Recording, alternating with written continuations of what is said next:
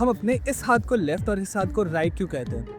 इसे राइट और इसे लेफ्ट क्यों नहीं कहते? वेल, हम ऐसा कर सकते हैं, it won't change anything. Basically ये दो डायरेक्शन को डिफरेंशिएट करने के लिए हमने इन्हें ये नाम दिए लेफ्ट एंड राइट। ऐसे ही क्वांटम मैकेनिक्स में भी पार्टिकल की एक प्रॉपर्टी डिफाइन की गई है जिसे हम स्पिन कहते हैं। Welcome to day 20 of learning quantum mechanics with me, और आज हम बात करेंगे quantum spin and its origin. Quantum spin ना एक फंडामेंटल प्रॉपर्टी है, लेकिन ये क्लासिकल रोटेशन जैसी नहीं है। इंस्टेड स्पिन एक इंट्रिंसिक प्रॉपर्टी है जो पार्टिकल के नेचर में होती है, बिल्कुल वैसे ही जैसे हमारे पास लेफ्ट और राइट होता है। मतलब सोचो कि क्वांटम पार्टिकल के पास एक छुपा हुआ कंपास होता है जो सिर्फ दो डायरेक्शन में पॉइंट कर सकता है, या तो अप या फिर डाउन। फॉर एग्जांपल, इलेक्ट्रॉन की स्पिन प्लस हाफ हो सकती है या फिर माइनस हाफ हो सकती है। अब इस क्वांटम स्पिन के बारे में हमें पता कैसे चला? 1922 में ऑटो स्टर्न और वॉल्टर गैलाक ने एक सिल्वर एटम बीम को नॉन यूनिफॉर्म मैग्नेटिक फील्ड से पास किया था। क्लासिकल एक्सपेक्टेशन ये थी कि एटम्स एक स्मूथ पैटर्न बनाएंगे, पर होता क्या है, एटम्स दो डिस्क्रीट लाइन में स्प्लिट हो गए।